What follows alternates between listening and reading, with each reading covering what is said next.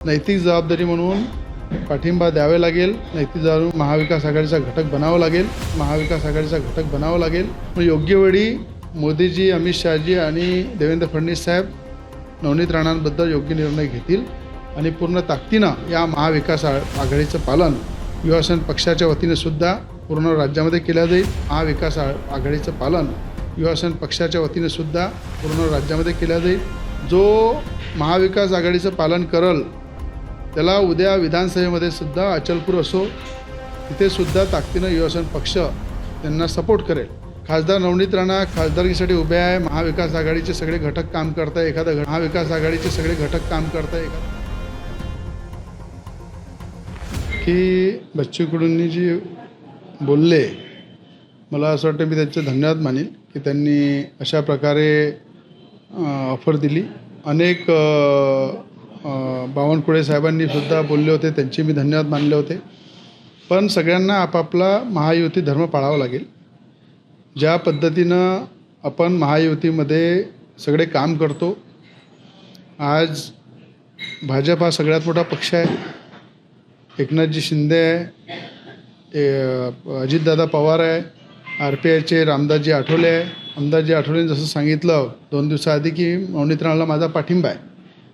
अशा अनेक सगळ्यांना आपापला नैतिक जबाबदारी म्हणून पाठिंबा द्यावे लागेल. नैतिक जबाबदारी महाविकास आघाडीचा घटक बनावा लागेल.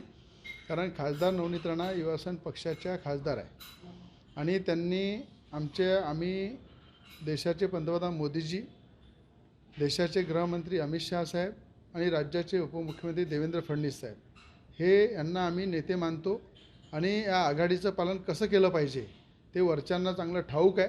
मग योग्य वेळी मोदीजी, अमित शहाजी आणि देवेंद्र फडणवीस साहेब नवनीत राणांबद्दल योग्य निर्णय घेतील आणि पूर्ण ताकदीनं या महाविकास आघाडीचं पालन युवासेन पक्षाच्या वतीने सुद्धा पूर्ण राज्यामध्ये केलं जाईल, जिल्ह्यामध्ये केलं जाईल.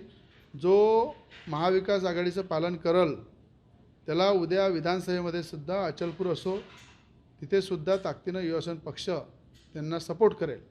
पण याच्यामध्ये कुठल्या प्रकारचं जर राजकारण झालं तर आज जर खासदार नवनीत राणा खासदारकीसाठी उभे आहे, महाविकास आघाडीचे सगळे घटक काम करत आहे, एखादा घटक जर कुठे वाकडा चालत आहे त्याला सरळ करण्याचं सुद्धा यंत्रणा ह्या विधानसभेमध्ये आम्ही दाखवू.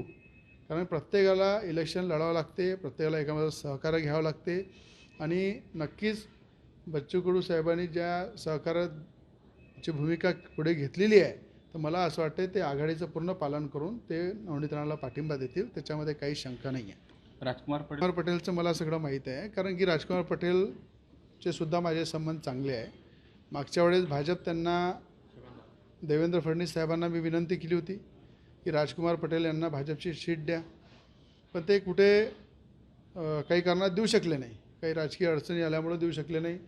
मग अचानक एक विनिंग कॅन्डिडेट होते राजकुमार पटेल, त्यांचं काम मेलघाटमध्ये चांगलं होतं. मेलघाटमध्ये ते एक चेहरा होते आमदारकीचा. तर त्यावेळेस अचानक ते उभे राहिले, एखाद्या पक्षाचा पाठिंबा घेतला, पक्षासोबत राहिले, तो वेगळा भाग आहे. पण आता त्यांच्या मनामध्ये इच्छा आहे की एकनाथजी शिंदे असो की देवेंद्र फडणवीस सोबत असो यांच्यासोबत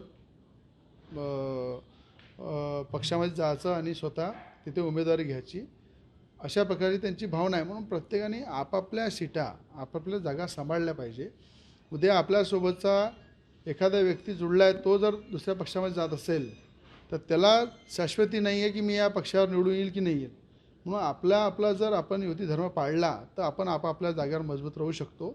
हे सगळ्यांनी, घटक पक्षांनी, महाविकास आघाडीने खऱ्या अर्थानं हे महायुतीने समजायला पाहिजे.